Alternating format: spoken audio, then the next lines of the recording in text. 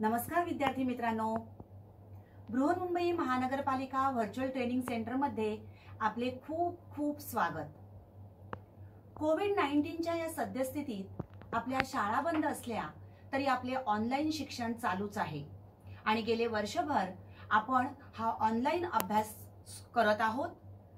त्यासाठी आपली शिक्षणाची गती कमी होऊ नये म्हणून बृहन्मुंबई महानगरपालिका व्हर्च्युअल ट्रेनिंग सेंटरच्या माध्यमातून काही व्हिडिओंची निर्मिती करण्यात आलेली आहे। मी निलिमा कदम, आपली व्हर्च्युअल शिक्षिका।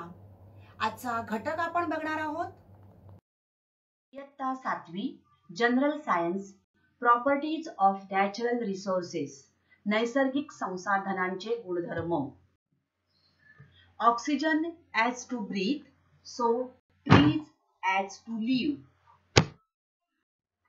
बालमित्रांनो, इयत्ता 6वी मध्ये आपण हवेमध्ये कोणकोणते वायू असतात हे शिकलेलो आहोत। थोडंसं आपण आठवूया का? बरोबर आहे, हवेमध्ये ऑक्सिजन, नायट्रोजन, कार्बन डायऑक्साइड, त्याचबरोबर आर्गॉन, झेनॉन, निऑन, क्रिप्टॉन यासारखे निष्क्रिय वायू आणि बाष्प असते। आणि या हवेचे हे घटक आणि त्यांनी तयार होणारे हे आवरण म्हणजेच वातावरण होय। Now air is a mixture of different gases. मग हवेला एकजिन्सी मिश्रण असे का म्हणतात? तर there are two types of mixtures, heterogeneous mixture and homogeneous mixture. See, heterogeneous mixture, the proportion of components is not uniform throughout the motion, but in homogeneous mixture, the proportion of components is uniform throughout the mixture. See, homogeneous mixture is the same throughout. For example, blood, air, unopened cola, these are the homogeneous mixture. These mixtures cannot be separated physically, but in heterogeneous mixture you can see the James chicken noodle soup, you can separate these gems easily, so you can separate the components physically. This is a heterogeneous mixture. Now air is made up of different types of gases, that is oxygen, nitrogen, carbon dioxide, many other inert gases, argon, neon, etc. So the air is a homogeneous mixture of gases. These components are uniform throughout the mixture. Now what are the uses of these various gases in the air?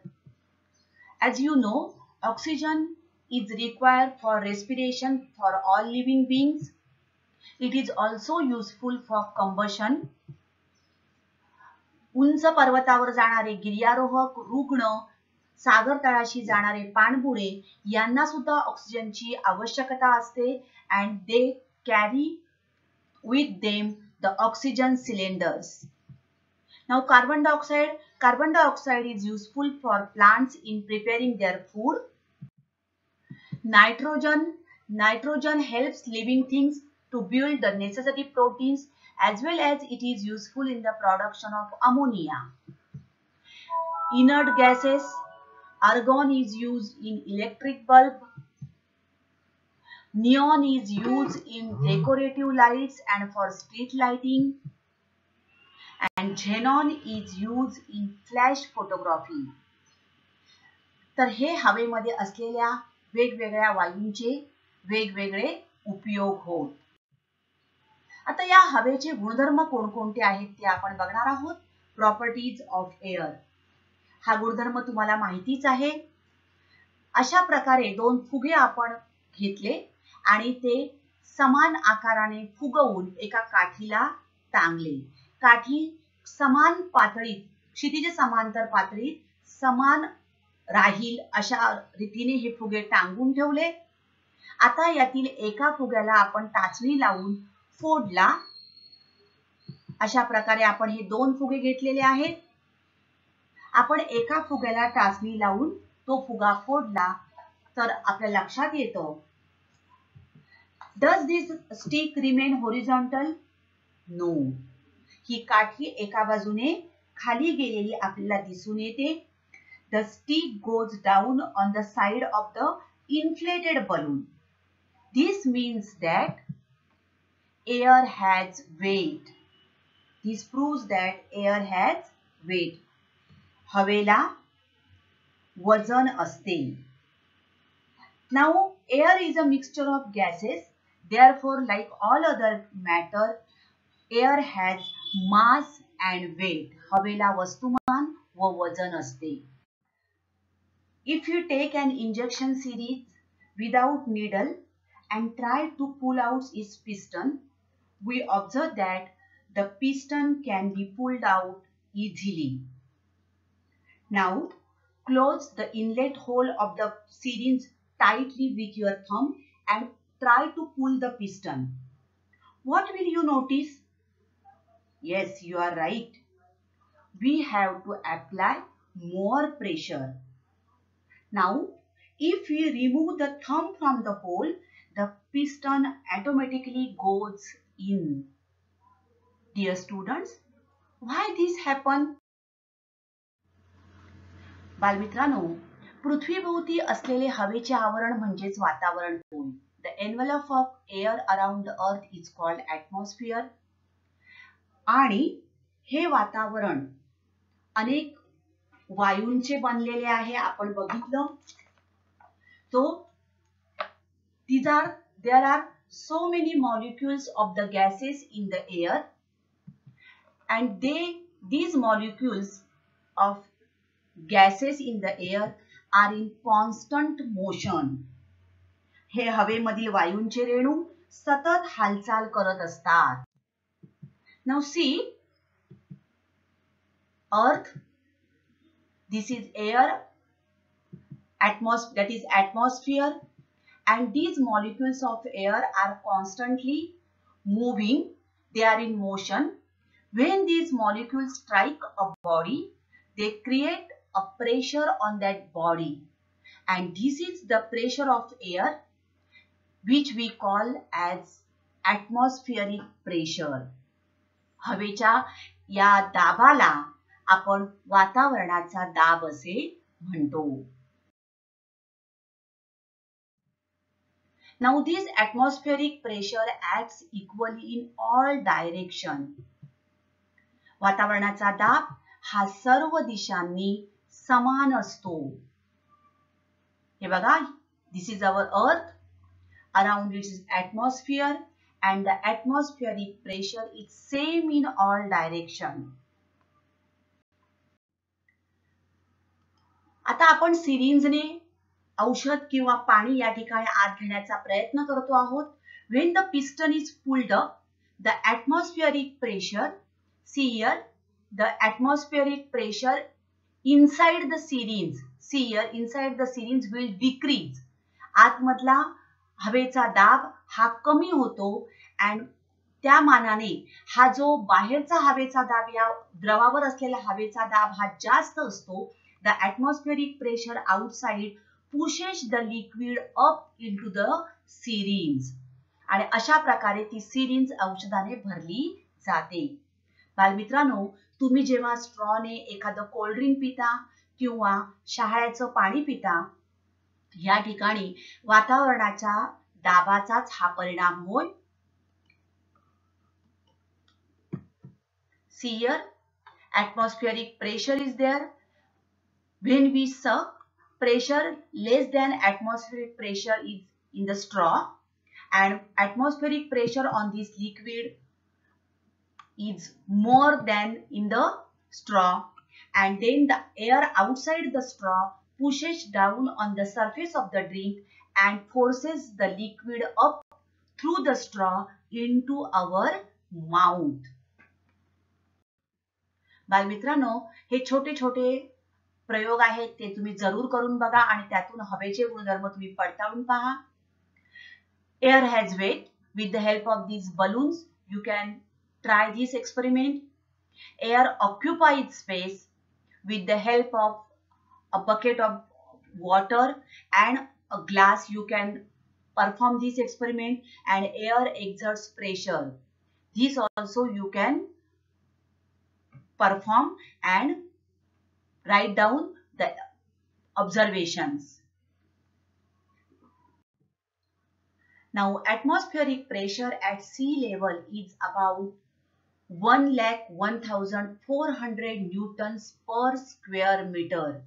सर्वसामान्य स्थितीमध्ये समुद्र सपाटीला वातावरणाचा दाब हा 1,01,400 Newton प्रति चौरस metre इतका असतो आणि हाच 14.7 lbs पर 1 स्क्वेअर इंच.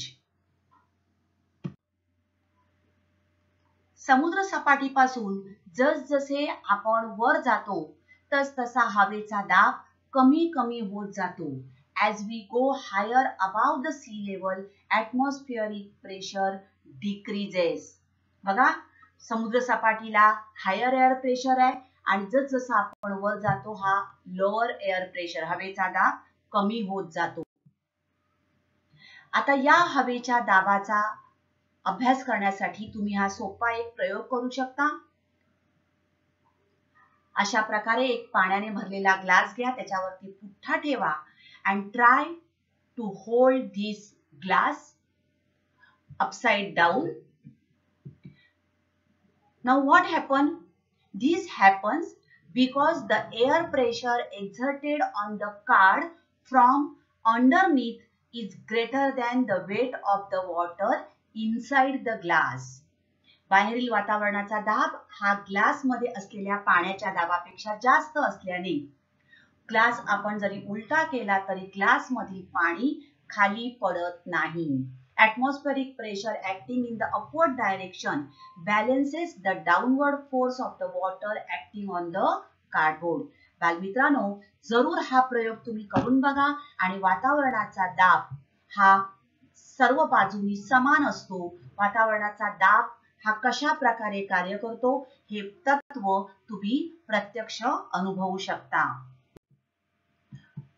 वातावरणाचा दाब हा वायू दाबमापकाने मोजला जातो. With the help of barometer we can measure atmospheric pressure. आता बघा हा, वातावरणाचा दाब या पृथ्वीवर आहे हे आपल्याला माहिती आहे. Is there any atmospheric pressure on the moon? No. Dear students, there is no atmosphere on the moon. And the surface of the moon is a vacuum. Therefore, there is no atmospheric pressure on the moon. आणि म्हणूनच आपल्याला जे अंतराळवीर जाताना दिसतात ते आपल्या बरोबर अशा प्रकारे ऑक्सिजनचे सिलेंडर घेऊन जाताना दिसतात. Because there is no atmosphere on the moon and the oxygen is available for breathing becomes less or there is no oxygen, and therefore to breathe astronauts carry oxygen cylinders with them.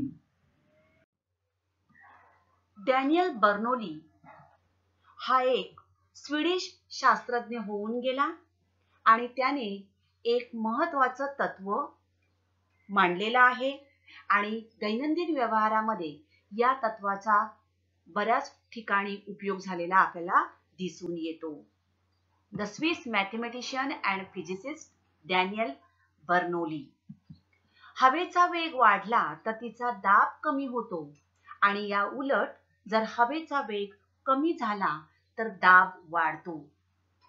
हे एक महत्त्वाचं तत्व या शास्त्रज्ञाने आपल्या समोर मांडलेलं आहे आणि या तत्वाचा उपयोग दैनंदिन व्यवहारामध्ये मोठ्या प्रमाणावर करून मानवाने आपली प्रगती केलेली आहे.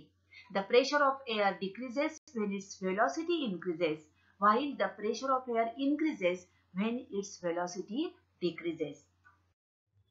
बर्नोलीचे तत्व की हवेचा वेग वाढला तर तिचा दाब कमी होतो आणि या उलट जर हवेचा वेग कमी झाला तर दाब वाढतो. यावर आधारित आपण एक प्रयोग बघणार आहोत. या ठिकाणी एका प्लास्टिकच्या कप मध्ये पाणी घेतलेलं आहे आणि त्यामध्ये एक स्ट्रॉ उभा आपण असा पकडायचा आहे. या स्ट्रॉच्या जवळ या ठिकाणी दिसते बघा, हा स्ट्रॉ उभा आहे. या स्ट्रॉच्या जवळ बरोबर 90 डिग्री मध्ये म्हणजेच काटकोनात एक दुसरा स्ट्रॉ धरायचा आहे आणि या स्ट्रॉ मधून म्हणजे हा आडवा जो धरलेला स्ट्रॉ आहे त्या स्ट्रॉ मधून जोराने फुंकर मारायची आहे. या स्ट्रॉ मध्ये या ठिकाणी आपण फुंकर मारणार आहोत. हा जो उभा स्ट्रॉ आहे हा पाण्यात बुडलेला आहे. Taking some water in a plastic cup and hold a straw vertical in this cup and another small piece of straw near the upper end of this vertical straw and it should be perpendicular to this vertical straw. Okay, now blow through the small piece of this straw. What we will see? Now see here, we will see this type of fountain. काय दिसेल आपल्याला? पाण्याचा फवारा उडताना दिसेल. On blowing through the straw, what happens here? When we blow through the straw, the air at its open end is pushed away and hence the pressure, this is the atmospheric pressure on this water in the cup. So, when we blow through the straw, the air at its open end pushed away and hence the pressure of the air at the opening goes down. As the pressure of the air near the upper end of this vertical straw becomes less than the atmospheric pressure. This is atmospheric pressure on this water in the cup. So, due to this atmospheric pressure, the water in the cup is pushed from where the pressure is higher. So, what happens? As the air pressure at the upper end in the erect straw decreases, this decreases because when we blow, the air pressure at this end it decreases and speed of the fluid flows from higher pressure to lower pressure. तर ज्या वेळेला आपण अशा प्रकारे फुंकर मारतो त्यावेळेला या ठिकाणची हवा दूर ढकलली जाते आणि त्यामुळे स्ट्रॉच्या वरच्या तोंडाजवळ असलेल्या हवेचा दाब हा वातावरणाच्या दाबापेक्षा कमी होतो. या ठिकाणी हवेचा दाब कमी होतो आणि त्यामुळे हा दाब कमी झाल्यामुळे या ठिकाणी वातावरणाचा दाब ह्या पाण्यावर आहे आणि त्यामुळे कप मधील पाणी जास्त दाबाकडून कमी दाबाकडे म्हणजे वरच्या दिशेने ढकलले जाते आणि मग आपल्याला फवाऱ्याच्या रूपात ते बाहेर पडताना यामध्ये दिसून येते. तर स्ट्रॉचा हा जो फवारा आहे हा बर्नौलीच्या तत्वावर कार्य करतो. परफ्यूमची बॉटल तुम्ही बघितलेली असेल.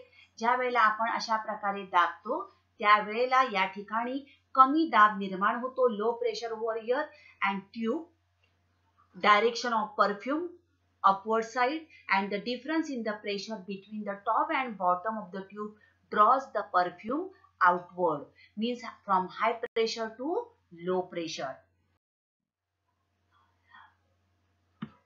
तर याचाच उपयोग अशा प्रकारे विमानाच्या पंख्यांमध्ये केलेला आहे. Lower pressure is caused by the increased speed of the air over the wings आणि त्यामुळेच जो दाब खालून मिळतो आणि त्यामुळे ते जे विमान आहे ते वर सरकण्यास मदत होते. या हवेच्या दाबाचा परिणाम आपण निसर्गतः घडणाऱ्या घटनेमध्ये म्हणजेच वारा यामध्ये सुद्धा आपल्याला हा फरक दिसून येतो. आता वारा म्हणजे काय तर भूपृष्ठावरून वाहणारी हवा. बघा आता वॉर्म एअर रायझेस जसजशी हवा गरम होते, सूर्याच्या उष्णतेने जसजशी हवा गरम होते ती वर वर जाते कारण ती हलकी होती आणि त्याच वेळेला या गरम हवा वरच्या थंड हवेची जागा घेते आणि त्यामुळे जी हवा वरची हवा आहे ती खाली ढकलली जाते. तर पृथ्वीवरील वायुदाबातील या फरकामुळे अशा प्रकारे जास्त दाबाच्या प्रदेशाकडून कमी दाबाच्या प्रदेशाकडे हवा वाहू लागते आणि त्यामुळे वारे निर्माण होतात. Air under high pressure moves toward areas of low pressure, and the greater the difference in pressure, the faster the air flows. Friends, let's see what is sea breeze and land breeze. बालमित्रांनो, जमीन ही दिवसा सूर्याच्या उष्णतेने जशी लवकर तापते तशीच ती लवकर थंडही होते. त्या मानाने पाणी उशिरा गरम होते आणि थंड होण्यासाठी सुद्धा त्याला वेळ लागतो. During the day, due to the heat of the sun, land heats up very quickly and so the air above it warms up a lot, and this warm air is less dense, so it begins to rise, and thus the low pressure is created on the land. But what happened? The air pressure over the water surface, that is above the sea, it is higher because water gets heated very slow. So the sea water is having cold dense air which moves to occupy the space created over the land, and thus the cool air from the sea to land tries to flow, and this air that is blowing from sea to land, sea surface to land surface, it is known as sea breeze. समुद्रालगतच्या जमिनीवर हवेचा दाब कमी असतो कारण तिकडची हवा गरम होऊन वर जाते आणि तिची जागा समुद्रावरच्या जास्त दाबाची हवा घेते आणि त्यामुळे ती हवा समुद्राकडून जमिनीकडे वाहते. त्यांना खारे वारे असे म्हणतात. See here, it blows from land to sea. Okay, this is from land to sea. This is a sea breeze. Night, the reverse happens. What is that? Land breeze. Matlai wari means what? Now, the land quickly loses its heat. जमीन जशी लवकर तापते तशीच ती लवकर थंड होते. मात्र पाणी थंड होण्यासाठी वेळ लागतो. ते पाणी उबदार असते. The land quickly loses its heat while the water remains warm. This means the air over the water is warmer, hence less dense, and so begins to rise. Thus, the low pressure is created over the water surface, that is on the sea, and therefore the cold breeze and dense air from the land begins to move to the water surface to replace the warmer rising air, and hence the cool breeze from the land to sea starts blowing, and it is called as land breeze. समुद्रावर कमी वायुभार असतो आणि जमिनीवर मात्र जास्त वायुभार असतो कारण जमीन थंड असते आणि अशा वेळेला जमिनीकडून पाण्याकडे वारे वाहतात कारण जास्त दाबाकडून कमी दाबाकडे नेहमी वारे वाहतात आणि त्यामुळे जमिनीकडून पाण्याकडे हे वारे वाहतात. या वाऱ्यांना मतलई वारे असे म्हणतात. Now let's move. What is humidity? आर्द्रता म्हणजे काय? आपण जर ग्लासमध्ये बर्फ ठेवला तर बर्फ असलेल्या पेल्यावर आपल्याला बाहेरून असे पाण्याचे कण जमा झालेले दिसतात. म्हणजेच हवेमध्ये पाणी हे वायू रूपात असते. So what is humidity? Humidity refers to the presence of water vapor in the atmosphere. So humidity is the amount of water vapor in the air. This humidity depends on the water vapor and the temperature. हवेतील बाष्प व तापमानावर ही आर्द्रता अवलंबून असते. त्याचबरोबर बाष्प पुरवठा करणाऱ्या जलाशयाचं स्थान, विस्तार यावर सुद्धा आर्द्रता अवलंबून असते. रात्री किंवा पहाटे जेव्हा हवेचे तापमान कमी असते तेव्हा तिची बाष्प धरून ठेवण्याची क्षमता कमी होते आणि अशा वेळेला या हवेतील जास्त बाष्पाचे पाण्याच्या थेंबात रूपांतर होते आणि त्यामुळे पहाटेच्या वेळेला आपल्याला झाडांच्या पानावर अशा प्रकारे ड्यू ड्रॉप्स म्हणजे दवबिंदू दिसू लागतात किंवा दिसून येतात. Now properties of water. Now as you see in the picture, there are different containers of different shapes, but the pressure at the bottom of each container is same. So the shape doesn't matter. See here, there is also the shape is different, but the water is at the same level. So pressure depends on depth, not shape. तो एकाच पातळीत द्रवाचा दाब हा समान असतो. All points at the same level in a liquid are at the same pressure. Now pressure in liquid does not depends on the shape of the container. See, the pressure is same at the bottom. So shape does not matter. Similarly, pressure in liquid also does not depend on the size of the container. Pressure depends on the vertical depth but not the length of the liquid column.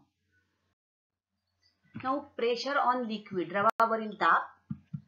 क्षेत्रफळ कायम असले तरी पाण्याचे वस्तुमान वाढले की बल वाढते आणि त्यामुळे दाबही वाढतो. किंवा pressure of water increases with depth आणि त्यामुळे आपल्याला या खालच्या तोटीतून येणारा जो प्रवाह आहे तो जोराने लांब दिसतोय बघा. त्या मानाने या ठिकाणी एकदम वरच्या तोटीतून येणारं पाणी हे जवळ पडते. High pressure jet and low pressure jet म्हणजेच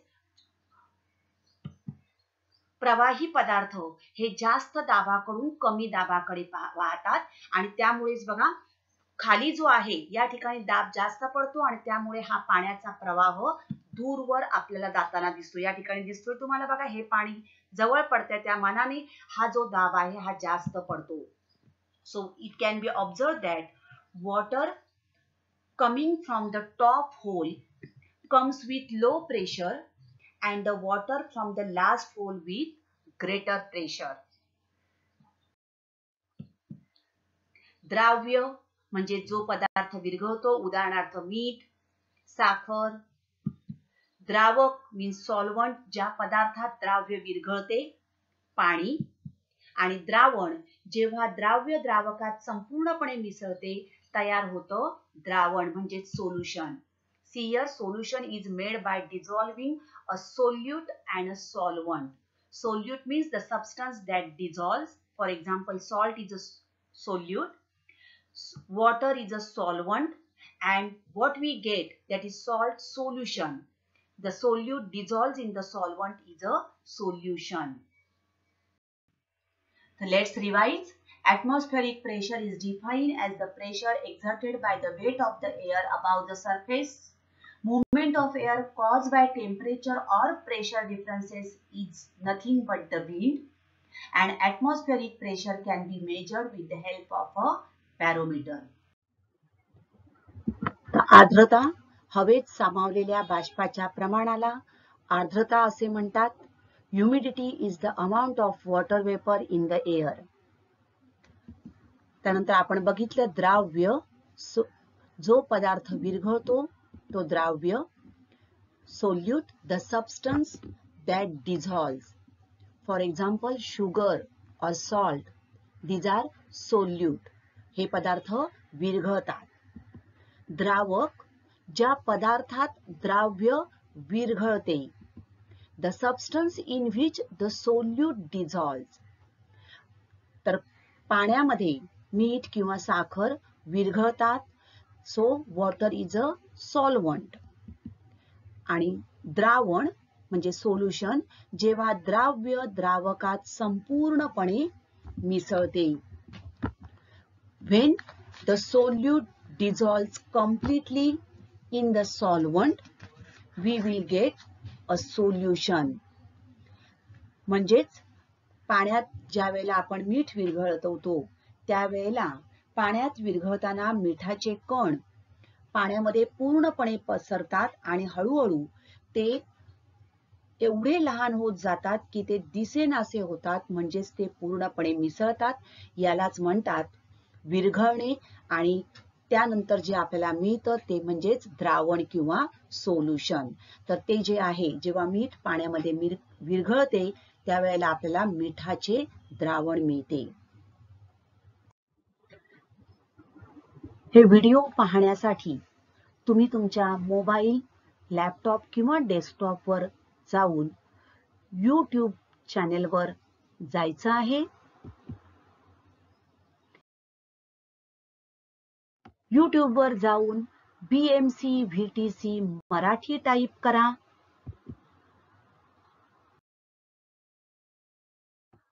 तुमची इयत्ता व विषय प्लेलिस्ट मधून तुम्ही निवडू शकता.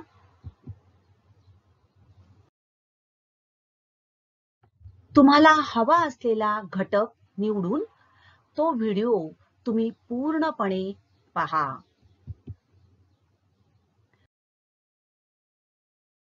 प्रत्येक व्हिडिओ खाली एक लिंक दिलेली आहे, ती लिंक तुम्ही जरूर भरा.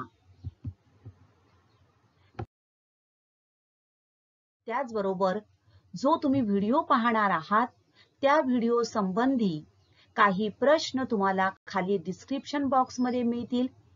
डिस्क्रिप्शन बॉक्समध्ये त्या प्रश्नांची उत्तरे तुम्ही तुमच्या वहीत लिहिणार आहात.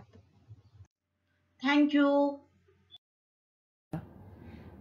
तर आजचा घटक आवडला ना? अशीच माहिती मिळवण्यासाठी या चॅनलला सबस्क्राईब करा आणि हे व्हिडिओ पुन्हा पुन्हा पहा. पुन्हा भेटणार आहोत पुढच्या भागात. थँक्यू.